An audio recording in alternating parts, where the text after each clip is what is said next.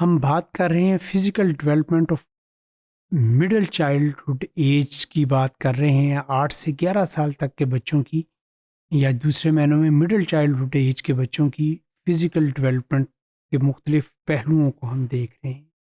तो उसमें अब जिस चीज़ को हम डिस्कस करेंगे that would be motor skill development. हमने उनकी नर्वस सिस्टम और ब्रेन की डेवलपमेंट देखी। Now we will check the motor skill development. तो मोटर स्किल डेवलपमेंट की अगर हम बात करें तो 8 से 11 साल तक के बच्चों की motor skill development, motor skills are behavioural abilities और कैपेसिटीज़। मोटर स्किल को अगर हम कहें तो ये वो हमारी वो मुख्तलिफ चीज़ों के साथ बिहेवियरल और इसकी जो इसको साथ उसको परफॉर्म करना, that is called motor skill. और ये वो हरकी अवामल होते हैं जिसमें कि आपके मेजर मसल ग्रुप्स भी इन्वॉल्व होते हैं और स्मॉलर मसल ग्रुप्स भी इन्वॉल्व होते हैं।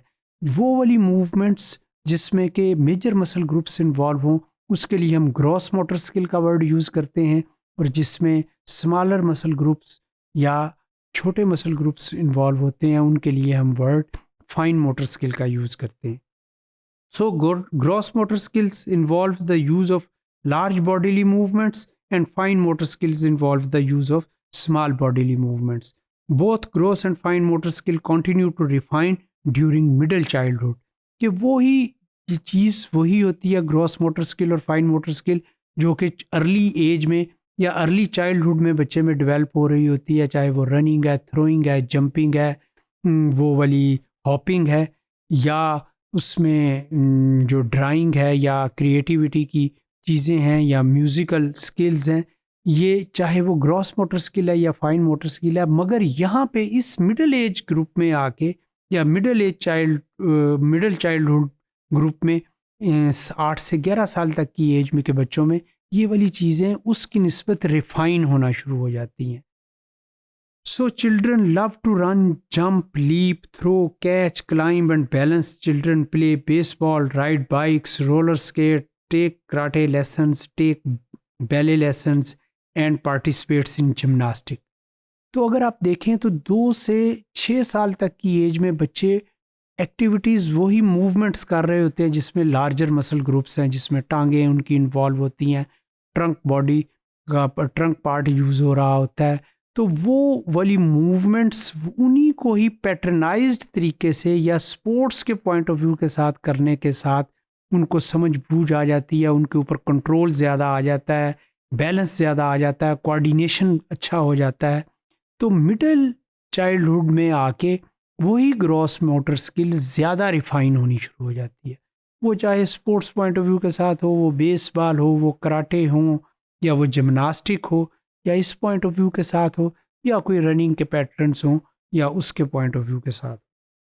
इसी तरीके से इस एज में जब हम मोटर स्किल डेवलपमेंट की बात करते हैं तो as school age children grow physically they become faster, stronger and better coordinated.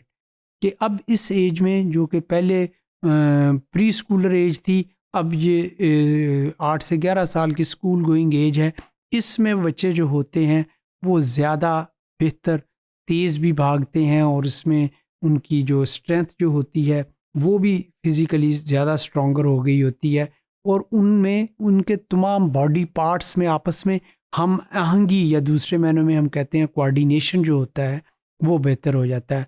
वो चाहे हैंड एंड आई कोऑर्डिनेशन हो, हैंड एंड फुट कोऑर्डिनेशन हो, तो वो तमाम चीज़ों में बच्चे के रिफ्लेक्सेस और उनके बॉडी पार्ट्स में कोऑर्डिनेशन जो होता है वो बेहतर से बेहतर हो जाता है। तो इसकी वजह से consequently during middle childhood children become more adept at gross motor activities. तो बच्चे जो होते हैं अपनी ग्रॉस मोटर स्किल्स में, या वो जो जिसमें कि मजमूई बॉडी की हरकत हो रही होती है उसमें ज़्यादा माहर हो जाते हैं, या दूसरे मायनों में ज़्यादा स्किलफुल हो जाते हैं।